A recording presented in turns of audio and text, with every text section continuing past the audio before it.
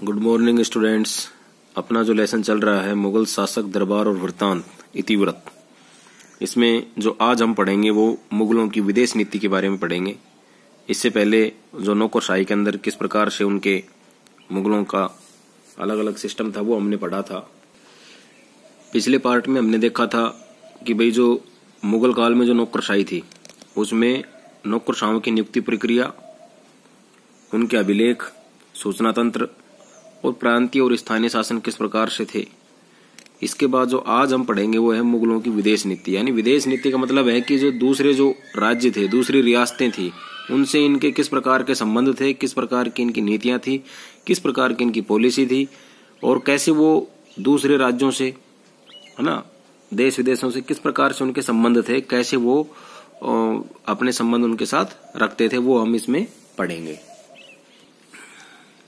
इतिवृत्त जो इनके बारे में लिखे हुए हैं किताबें हैं जो मुगलों की जो नीतियों को बताते हैं, ठीक है, कि उनका पूरा राज्य का जो उनका किस प्रकार शासन काल था, किन से उनके संबंध थे, किन प्रकार के जन्म से लेकर उनके मरण तक उनके राज्य किस प्रकार से विस्तार हुए, कैसे युद्ध हुए, सारा कुछ जो उल्लेख हो इनके इतिवृत्तों में है।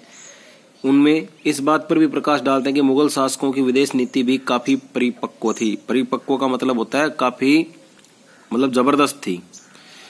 अब शासक जिस तरह की उपाधियों या पदवियों को धारण करते थे उनका असर पड़ोसी राज्यों पर अवश्य होता था। यानी जो भी मुगल शासक थे वो या तो अपनी कोई पदवी या कोई उपाधि ऐसे धारण करते थे और उनके नाम भी इसी प्रकार से रखे जाते थे।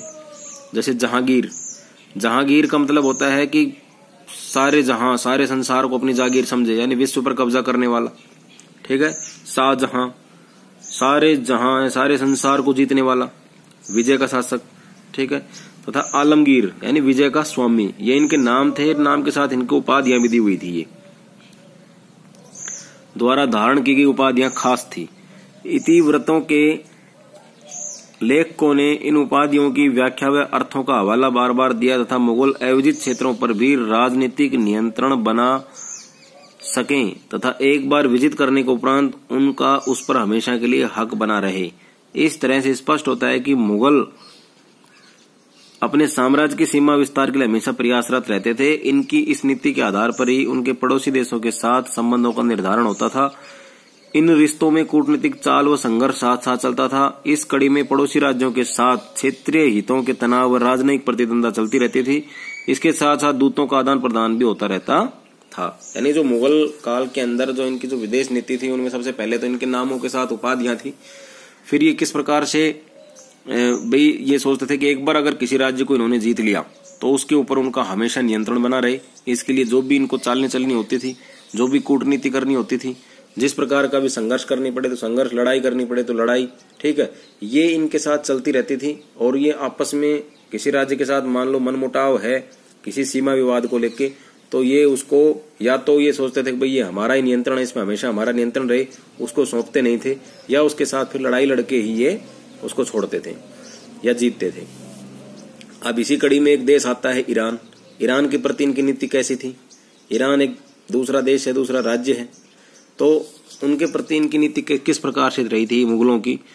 भौगोलिक दृष्टि से मुगल साम्राज्य की स्थिति वर्तमान भारत से थोड़ी भिन्न थी। जो अभी वर्तमान जो भारत है, अपना जो देश है, ठीक है, उससे थोड़ी अलग थी भौगोलिक दृष्टि मुगल साम्राज्य की। यानी जो मुगलों का जो साम्राज्य था वो थोड़ा अलग था। थोड़ा सा मैं एक बार मैप की तरफ लेके चलता हूँ आपको। आप इस मैप के माध्यम से समझ जाएंगे कि भाई मुगल साम्राज्य ये जो सारे हैं, बाबर, अकबर, औरंगजेब और कबीलाई क्षेत्र, ये जो मतलब सारे इन क्षेत्रों को मिलाकर के ये मुगल ही तो थे, बाबर, अकबर, औरंगजेब। अब अपना जो भारत का मैप है आप देखेंगे यहाँ से, यहाँ राजस्थान से गुजरात से राजस्थान, फिर इधर ये पाकिस्तान भी कवर हो गया, और अगर अपन ऊपर देखे अफगानिस्तान भी कवर हो रहा है, और ऊपर फिर ईरान तक ये जा रहे हैं, मतलब ईरान की बॉर्डर तक जा रहे हैं, और इधर साइड में आगे ये फिर मंगोलिया या चाइना का जो थोड़ा क्षेत्र है, ठीक है, इसमें से ये बढ़ते हुए और फिर इधर ये जो अभी बांग्लादेश है ये, और ये काफी विस्तृत साम्राज्य था। साउथ का तो एक जैसा ही था, ज्यादा भिन्नता नहीं थी साउथ वाले क्षेत्र में। लेकिन अगर ऊपर देखें अपन यहाँ पे, तो ये काफी विस्तृत साम्राज्य था। अभी जो भारत का साम्राज्य, पाकिस्तान यहाँ से अलग हो गया, अफगानिस्तान उधर से अलग हो गया, चाइना ने उधर से कब्जा कर रखा है, तो ये और इधर बांग्लादेश अलग हो गया है, नेपाल और भूटान जो है ये भी अलग हो गए हैं। तो इस प्रकार से ये जो बहुत सारे राज्य इस प्रकार से थे, ये इनका विस्तृत साम्राज्य था। अब इसमें आगे देखेंगे अपन, इसमें यह है कि भाई उस समय वर्तमान अफगानिस्तान, पाकिस्तान और बांग्लादेश का क्षेत्र इस साम्राज्य के अंग थे। ठीक है, वो अभी आपने मैप में देखा है। अभी इस तरह पड़ोसी देशों में सबसे बड़ी सीमा ईरान से लगती थी। ऐसे में स्वाभाविक है दोनों के बीच कूटनीतिक संबंध भी रहे और तनाव की स्थितियां भी रही तथा संघर्ष भी हुआ। यानी अगर वहां उस समय का अगर पड़ोसी देश देखा जाए हमारा, तो ना तो बांग्लादेश था, ना पाकिस्तान था, ना उधर चाइना का कुछ क्षेत्र था, है ना। तो ये जो चीजें हैं, इन्होंने एक जो देश लगता था वो ईरान ही लगता था। तो ईरान के प्रति इनकी नीति जो थी वो कैसी थी, भाई उनके साथ काफी संघर्ष हुआ था, लड़ाइयां भी हुई थी। अब नीति का आधार क्या था? भौगोलिक दृष्टि से हिंदुकुश पर्वत भारत को मध्य एशिया व ईरान से अलग करता है। हिंदुकुश जो पर्वत है वो भारत को मध्य एशिया से और ईरान से अलग करता है, बीच की एक सीमा निर्धारण करता है। इस पर्वत की पहाड़ियां काफी विस्तृत क्षेत्र में फैली हुई थी। ठीक है, ये जो पहाड़ियां हैं काफी विशाल एरिया था, कई 100 किलोमीटर में से जिनमें इनकी ये पहाड़ियां फैली हुई थी। भारत, ईरान व मध्य एशिया का कोई भी व्यक्ति यदि एक क्षेत्र से दूसरे क्षेत्र में जाना चाहता था तो उसे इन पहाड़ियों को पार करना होता था। इसलिए इन तीनों ही क्षेत्रों के शासकों की यही इच्छा रहती थी कि वे इन क्षेत्रों पर अधिकार कर लें। भारत व ईरान के बीच व्यापारिक रिश्ते भी थे। व्यापार के लिए हिंदुकुश पर्वत के इन पहाड़ियों के बीच 2 नगर महत्वपूर्ण थे, काबुल, दूसरा कंधार। इन दोनों नगरों में जहां व्यापार में महत्वपूर्ण थे, वहीं इनका सामरिक महत्व भी बहुत था। सामरिक का मतलब होता है सामरिक या सुरक्षा की दृष्टि से देखा जाए तो, यानी ये जो हिंदुकुश जो पर्वत है, ठीक है, ये एक साइड में काबुल था, दूसरे साइड में कंधार था। तो ये दो जो चीजें थी, 2 बड़े नगर थे, ये यहाँ पर थे। अगर लोग एक दूसरे साइड में जाना चाहें तो इन पहाड़ियों को पार करके जाना होता था। और जो ये पहाड़ियां हैं ये थोड़ी देर मतलब कम क्षेत्र में नहीं, बहुत विस्तृत क्षेत्र में यहाँ पे ये फैली हुई थी। अब आता है कंधार को लेकर टकराव, यानी जो कंधार है, भारत और ईरान के बीच सामरिक व व्यापारिक महत्व का शहर कंधार था। यही स्थल मुगलों व सफाइयों के बीच झगड़े की जड़ रहा। झगड़े की शुरुआत 1507 ईस्वी में बाबर द्वारा कंधार पर कब्जा करने से प्रारंभ हुई तथा उसके बाद इन दोनों वंशों के बीच प्रतिष्ठा का प्रतीक भी बन गया, जिसके कारण दोनों के बीच लंबे समय तक कंधार पर अधिकार के लिए संघर्ष चला तथा 1649 ईस्वी में ईरान ने अंततः इस पर कब्जा कर लिया और शाहजहां ने 3 अभियान भेजे, परंतु वे सफल नहीं हो सके। इसके बाद कंधार कभी भी मुगल साम्राज्य व भारत का हिस्सा नहीं रह सका। औरंगजेब ने कंधार को प्राप्त करने के बजाय क्षेत्र में शांति को महत्व दिया। यानी जो बाबर, जो मुगल साम्राज्य की जिसने स्थापना की थी, मुगल साम्राज्य का संस्थापक कौन था? बाबर। तो बाबर ने सबसे पहले ये लड़ाई छेड़ी थी कि कंधार को मैं ले लूं, मेरे मतलब हिस्से में रहे।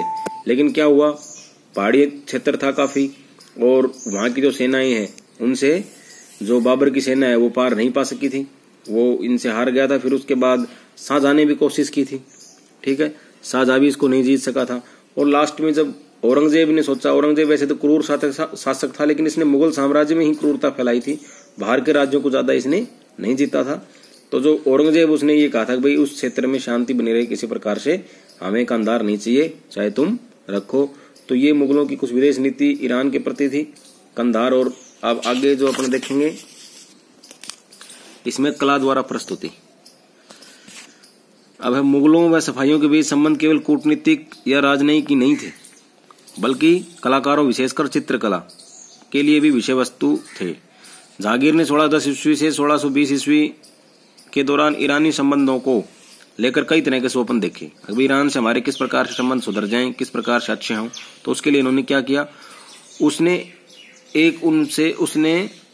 उनमें से एक उसने चित्रकार अबुल हसन को बताया। अबुल हसन ने उस स्वप्न को आधार बनाकर इसे चित्रित किया। इस चित्र में जहांगीर और सफावी शासक अब्बास गले मिलते दिखाया गया है। ये दोनों एक गोले आकृति में पृथ्वी पर बने शेर व भेड़ पर खड़े हैं। एक बड़े प्रभामंडल के बीच दोनों के चेहरे हैं। चित्र के विषय में विशेष बात यह है कि यह काल्पनिक है, क्योंकि दोनों शासकों के बीच प्रत्यक्ष भेंट कभी नहीं हुई, मात्र दूतों के माध्यम से वैचारिक आदान प्रदान किया गया। इस चित्रकार ने दोनों के मध्य काल्पनिक भेंट को प्रमाणित करने का प्रयास किया है। यानी दिखावा की राजनीति पे ज्यादा डिपेंड थे। कौन? मुगल काल। यहाँ पे चित्रकला को ज्यादा आश्रय दिया हुआ था अगर देखा जाए तो चित्रकला में इसने क्या दिखाया कि भी एक भेड़ पे खड़ा है, दूसरा शेर पे खड़ा है, दोनों गले मिल रहे हैं। तो ये काल्पनिक चित्र था ताकि आने वाली पीढ़ियां उसको देखे। दोनों के चेहरों पे काबा मंडल यानी सूर्य की जो प्रकाश की रोशनी दिखाई जाती है वो दिखाया हुआ था। और इसमें यह भी बताया गया है कि भाई इन जो दोनों शासक हैं इनकी कभी भी आपस में मुलाकात नहीं हुई थी। सिर्फ जो इनके राजदूत थे, जो इनके दूत थे, वो एक दूसरे के पास संदेश लेके आते थे और लेके जाते थे। तो ईरान के प्रति इनकी नीति ये दिखाई गई है। अब कल हम पढ़ेंगे इसमें तुर्की साम्राज्य से क्या संबंध थे मुगलों के, उसके बारे में हम कल पढ़ेंगे।